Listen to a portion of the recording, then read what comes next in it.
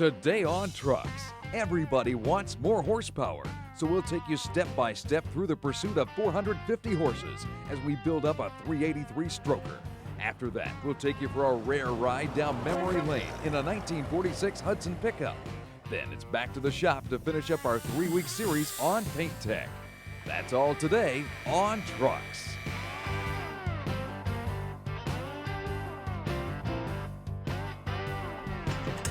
Hello everybody, thanks for being with us for today's show.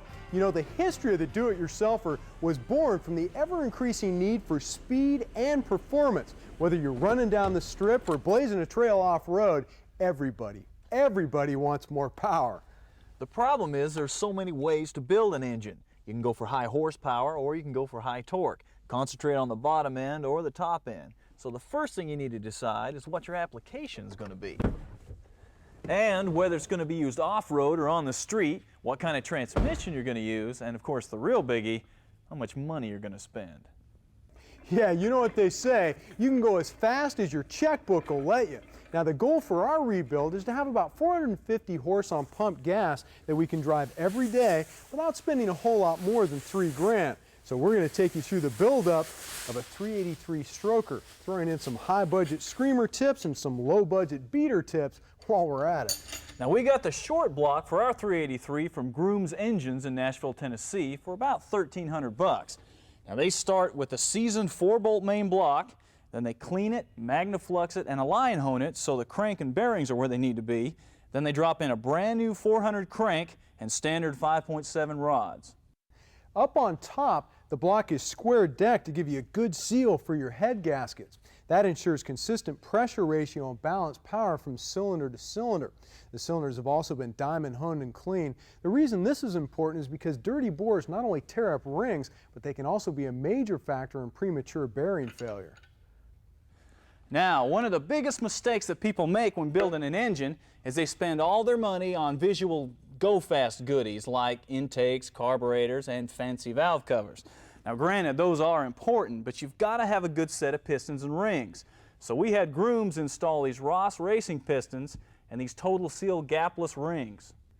Now these pistons are forged 40-over flat tops that give you all the benefits of Ross's extensive racing history without putting you entirely in the poorhouse. Now just by putting in these gapless rings can grab you about 20 more horsepower. And that's possible because of this unique 2-piece second ring that features a slant gap. These two rings work together to virtually eliminate any kind of blow-by or cylinder leak down. While Stace was filling you in on the pistons and rings, I went ahead and bolted on the oil pump.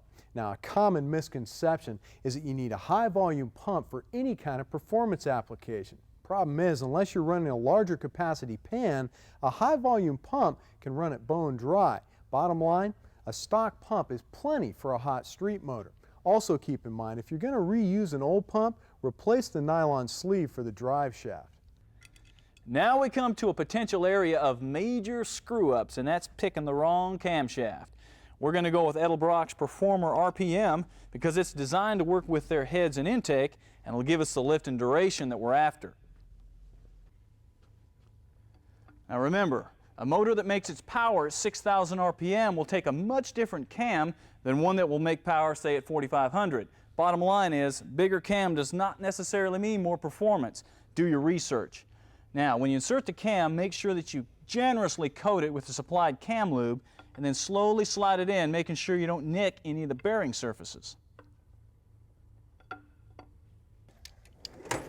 A lot of you guys are probably thinking $1,300 is a lot of money to spend for a short block. But when you consider you can drop as much as $1 grand on the machine work alone, then still have to buy all the parts and assemble it, it's not hard to figure out. It really is the best way to go. Now that we have the camshaft in place, it's time to install the timing chain. Before you can get the chain on, you need to make sure your first cylinder is at top dead center. Then you can slide your crank sprocket on and the timing mark should point straight up. We're using the 0 for a standard straight up timing. Now you can set the cam sprocket in place and line up your timing marks. Once they're lined up, pop off the sprocket and put on the chain. Make sure to use Loctite when you bolt everything down.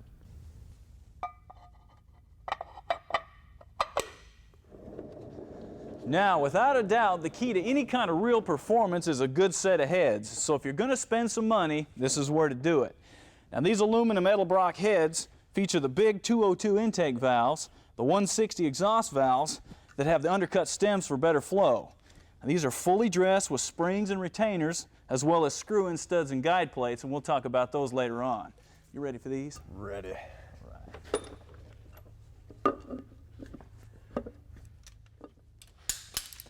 Now, it's important when you bolt the heads on that you follow the torque sequence in 30-pound increments, starting in the center and moving outward in a cross pattern.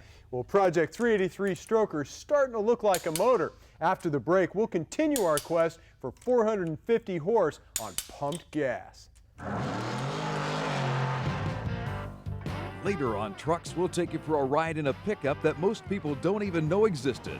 But before we do, we'll finish up our pursuit of 450 horses on pumped gas as Project 383 stroker continues.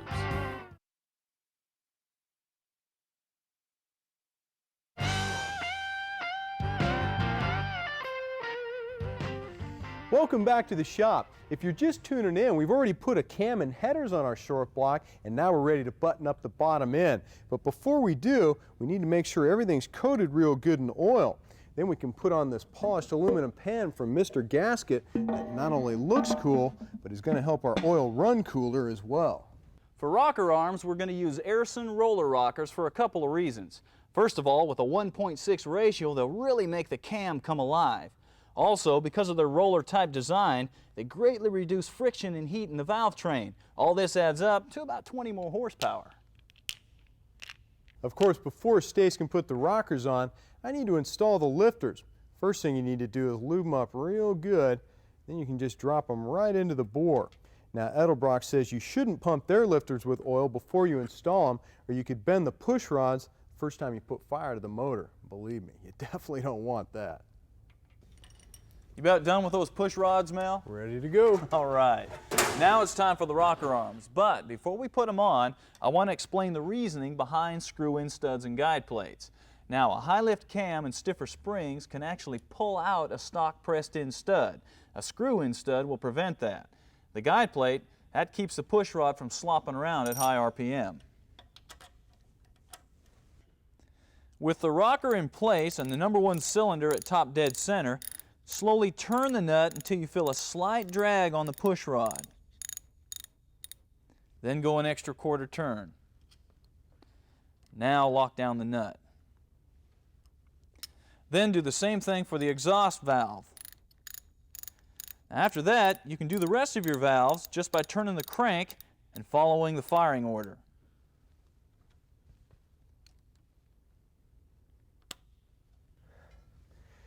This dual plane air gap intake is going to give us great low RPM response, but it'll also pull all the way up to 6,500 RPM. Keep in mind, it's always a good idea to use a little adhesive to help hold your side gaskets in place. Also, if you use the stock in gaskets, make sure you apply a big dab of sealant on both corners.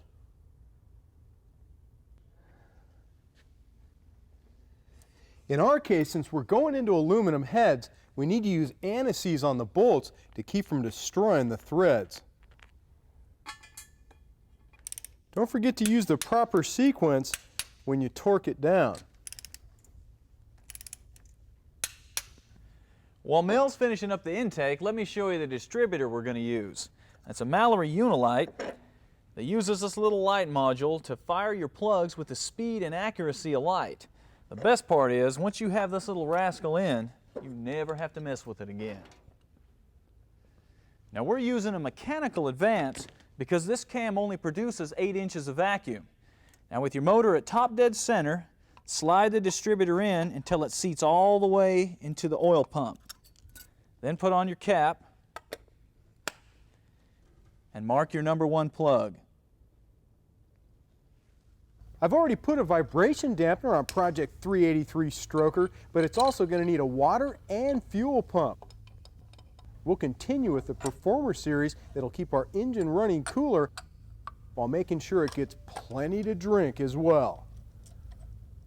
Now I know you're thinking we forgot about the carburetor, but come on, we wouldn't do that. Now this 750 Performer should give us all the flow that we need. The only trick to bolting one of these down is make sure that you don't over tighten the nuts or you could crack the housing. Of course, the crowning jewel to our engine is this Angry Mega Scoop by B&M, nestled between classic fin valve covers.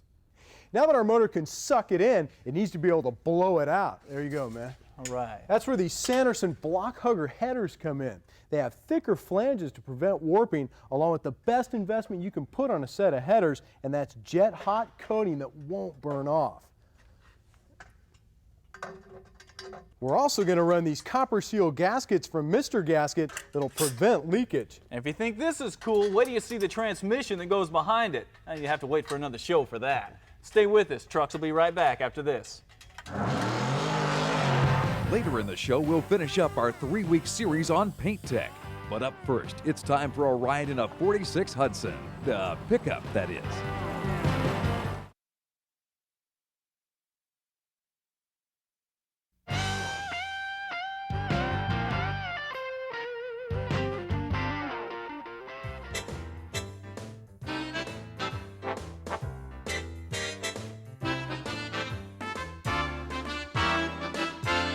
Welcome back, everybody. Now you've seen plenty of Ford, Chevy, and Dodge pickups rolling down the road, but this is probably a first for you, the 1946 Hudson pickup. By the way, you can put your checkbook away because this is owned by Paul Miner of Franklin, Tennessee, and he's not selling. This old classic is pretty close to what it looked like when it rolled off the assembly line back in '46, except for a few accessories like this toolbox that has a little bit more finish than the plate metal ones you see today. Now, the original Hudson came with a metal bed, but as you can see, they've laid down wood planks to capture that vintage look. Some of the other options you could get from the dealership were chrome turn signals, wraparound bumpers, and fog lights. And let's face it, you just don't see a classic front end like this anymore. And speaking of good looks, the lines on this thing look like it's been chopped and channeled, but it hasn't. That's exactly the way it came from the factory. A lot of you guys probably figured the forward tilting hood was reserved for sports cars like the Vet and T-Bird in the 50s, but Hudson was way ahead of that game. Now, you old NASCAR fans will no doubt remember this power plant. It's the Hudson Hornet Straight 6 that dominated what's now the Winston Cup Series in the early 50s. 308 cubes, and with the twin carburetors, the twin H-power, it'll go about 160 horsepower, which a lot of horses back in those days. But it had a lot of torque, won a lot of races, especially on the quarter-mile ovals, and more than once it beat out the Rocket 88 Olds V8. Now everybody's familiar with the late model truck interior. A lot of plastic, a lot of vinyl, but years ago it was mostly chrome, brass, and metal, all designed to follow a common theme. Now this is a cool option, the early beginnings of a cup holder, strategically located right close to your girlfriend's legs, perfect for the drive-in. Now power steering, that wasn't an option in '46, so Hudson took care of that with this huge steering wheel and this spinner knob.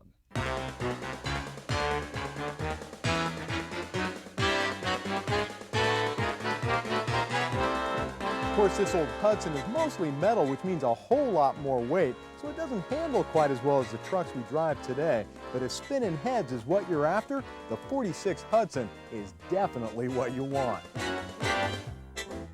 Naturally, I'm very proud of it, you know, and I enjoy showing it off. Now, if I could call back in my teens, I'd be out Saturday night cruising in this thing.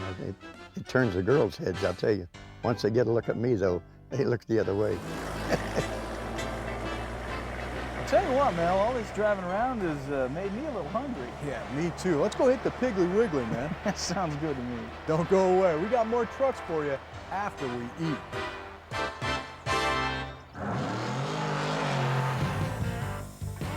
Up next, we'll show you how to lay down the final coat in paint tech.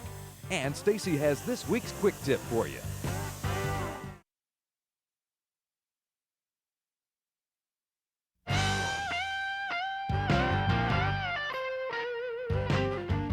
Thanks for staying with us, everybody. Now, the last couple of weeks, we showed you how to strip and primer your project. This week, we're going to show you how to block sand it, shoot on some color, and buff it out to a final high gloss finish. Like we said before, block sanding is the key to a show quality paint job. Now, if you were with us last week, you saw us lay down the primer coat on our hood, which means it's had plenty of time to dry and we can start wet sanding. The reason you need to use water is because it lubricates the paper and prevents it from clogging, which allows it to cut better. Use a block on flat surfaces, but around corners you need to use your fingers. Remember, if you can feel it, you'll be able to see it in the final coat. Now that the surface is ready, it's time for the base coat. This makes everything one color. This is important when using a candy pearl like the one we got from House of Colors, because the base coat reflects up through the final color. The second stage is the color coat. Now this is where gun technique is critical. Too dry equals an orange peel effect and too wet equals runs. And if you run a pearl or a metallic, you have to reshoot it. A solid color can be sanded out, so it's much more forgiving for the novice. Finally, the third stage is your clear coat. You need to be real careful here because it's hard to see, which makes it easy to run. But there's good news. This stage can be sanded and buffed out. This next step won't work unless you allow proper drying time, so we're going to go ahead and show you how to color sand on the hood of Project Sport Sierra. This step allows you to get rid of any runs or imperfections that somehow always seem to find their way into your final coat. Once again, using water and a very fine grit sandpaper, cut out any imperfections that you can see and feel. Now some of you are probably thinking, man, they totally ruined that paint job. But don't worry, the shine is there. We just have to go get it. We're going to use this 3M rubbing compound and a wool buff. Do small areas at a time, applying medium pressure at first and then lightening up. Make sure you use a low speed or you'll burn the paint. And work it until you see the gloss appear. Hit it with a high quality wax and you're done. Well, over the past 3 weeks, we've shown you just a few of the numerous tips that are involved in laying down a signature paint job. Keep in mind, there's always variables, but one thing remains constant. Practice makes perfect.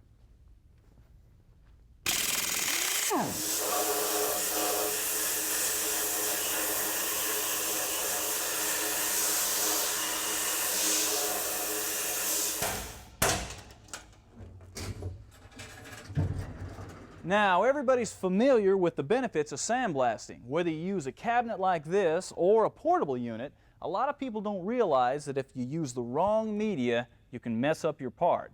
Now, some of the media that's available is silicon carbide, which is the most aggressive and is great for removing rust or etching glass. Then you have aluminum oxide, which is milder, but it lasts longer. And then for softer metals, you've got glass beads. So the tip here is to leave the sand at the beach and use the right media. In 1965, the combination of Bill Maverick Golden, a 426 Hemi, and a Dodge A100 pickup known as the Little Red Wagon introduced the world to wheel standing.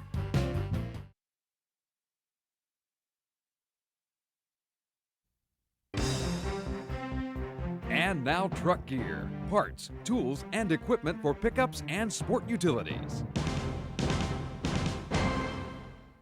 The first thing we want to show you today is perfect for anyone who doesn't need the storage space of a big box in the back of their pickup, or maybe even needs a little extra space. Either way, this lockable tail box by Carlson Products is a great way to go. It stores and displays all your tools and emergency equipment, or basically any item you can imagine for work or play. It's made of aluminum diamond plate to support heavy loads, and all you need to install it is a drill. The tail box comes in black powder coat or polished aluminum and can be purchased through Steel Horse Automotive for about $250. Now, nothing in the cab of your truck makes quite the statement that a cool steering wheel does. And since you have your hands all over it all the time, it helps if it's comfortable. Well, Grant has hit the best of both worlds with their Signature Series steering wheels. They're available in 3 or 4 spoke, mahogany or leather, and this banjo style is very cool. And because they make so many different models, you can afford a Grant wheel no matter what your budget. That's going to do it for truck gear. Here's a peek at next week's show.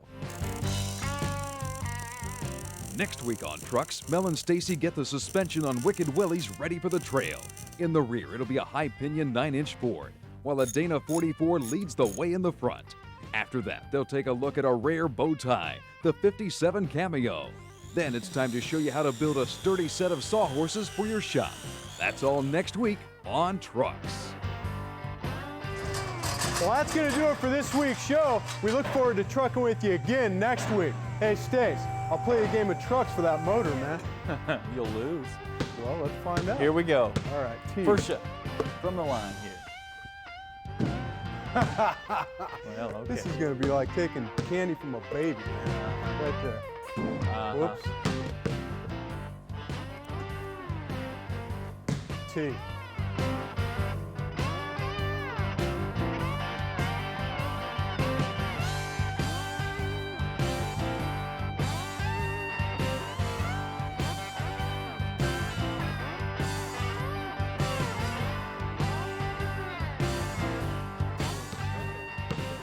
Okay, a little granny style action, man, from over here. A little Rick Berry from off center. Oh, nothing but air, man.